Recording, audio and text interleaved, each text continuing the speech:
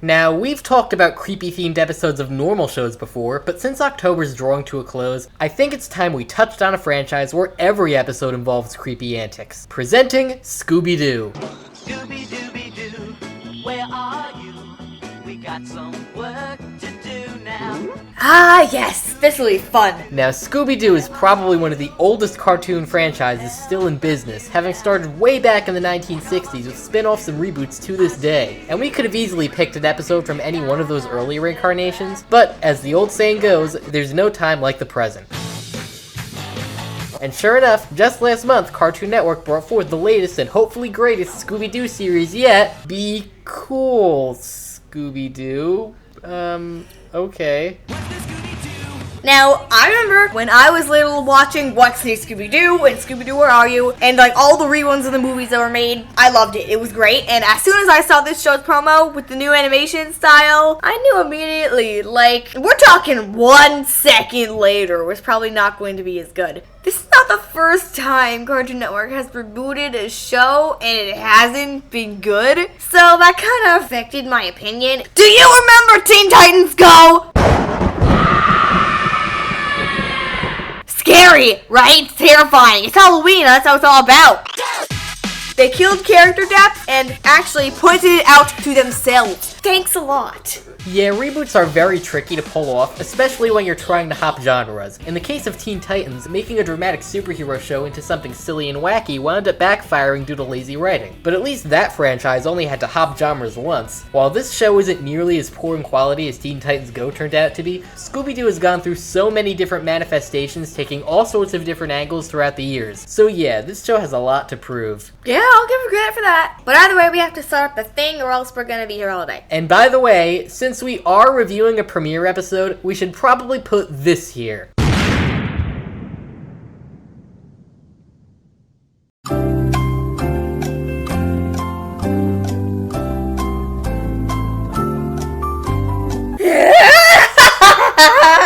That was better than I had originally planned. Yay! So that wasn't the best thing ever, but it was better than it could have been. Still, it isn't perfect. Admittedly, it reached higher standards than I thought it would. If you couldn't figure it out by the episode's title, Mystery 101, this episode takes place at a college that's being haunted by a ghost. And what do you know? Velma's applying to that college. Velma, you have nothing to worry about. You've gotten into every college you've applied to. And Daphne's playing with puppets. I'm not sure if I like this quirky, slightly less intelligent Daphne over the original, who wasn't quite as quirky. But the thing that bothers me the most... What are those? Where are these girls' high heels? Daphne is known to be a fashionista. She don't wear sneakers. Not even the ones with those heels in the back. Nuh-uh. Wait a moment. Did Cobalt use a meme?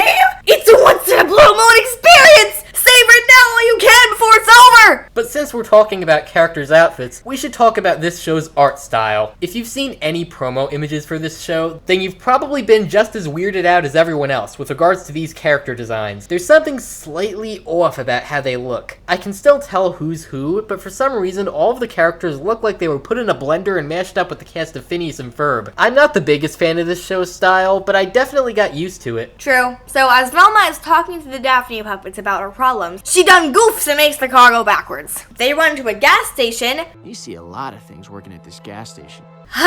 Yes, it's the least and most expected character. The least what? Just go with it. Don't ask questions. Apparently, the ghost that's haunting the college is the undead spirit of its founder, Elias Kingston. The group goes over to the college for Velma's interview. So, after a strange run-in with the security guard, they finally get to meet Dean Longfellow, the head of the school. After Longfellow here complains about the ghost some more, the Scooby-Doo team offers to try and catch it. The dean agrees to let Velma into the school as long as she and her team can catch the ghost. This annoys her, since instead of getting a simple interview, she now has a complicated mystery to solve. Also, Shaggy and Scooby are doing silly things in the background. So after Velma has a short and annoyed scene at the gang for ruining her interview, they actually run to the infamous ghost. This ghost is actually part of the classic design group, and I love it. There's a short chase scene and they all hop into the car. After a short talk, they head back to the campus and split up. The gang tells Scooby and Shaggy to go up to the tower and... You want us to to go into that tower? Yeah, of course they're shocked. Let's be totally clear about this. You, Fred, want us, Shaggy and Scooby, to go in here, the spooky home of him. Okay, they're pulling this joke out even longer. So,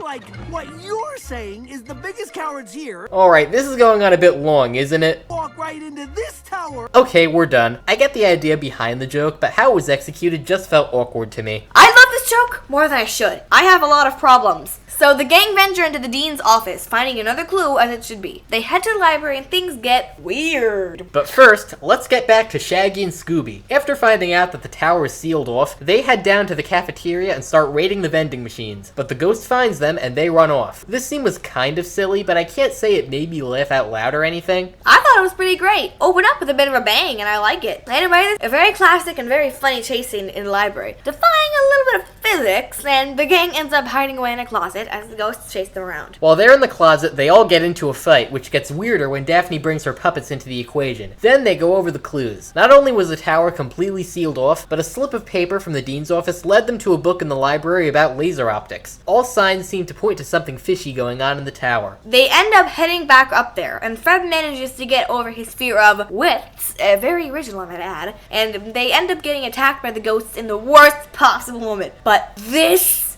scene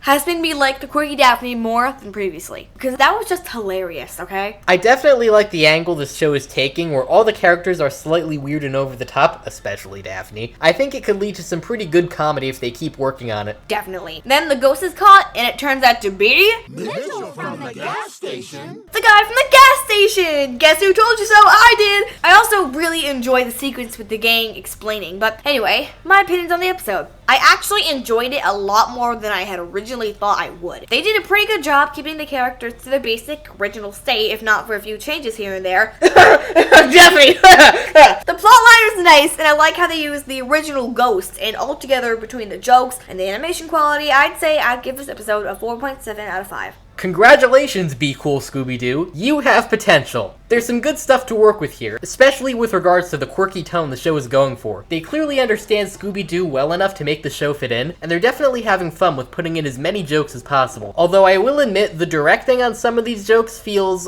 a little bit off to me. Sometimes they'll get to a joke and the timing just doesn't quite feel right. That was the case with that big long joke about Shaggy and Scooby being afraid of the tower, and a few other jokes as well. If they work on the comedy and make the characters' personalities a bit more pronounced, this could work. I'd give it a 4 out of 5. Despite the usual awkwardness that comes with premiere episodes, I think it's decent. Thank you, one and all for watching, and we hope to see you in the next one. Adios!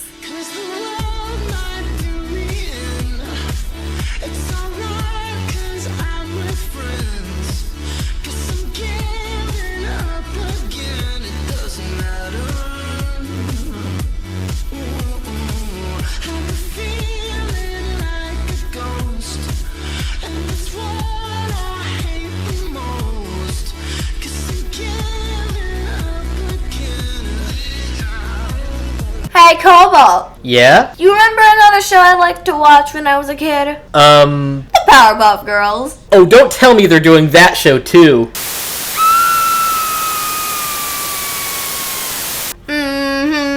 We got a big storm coming.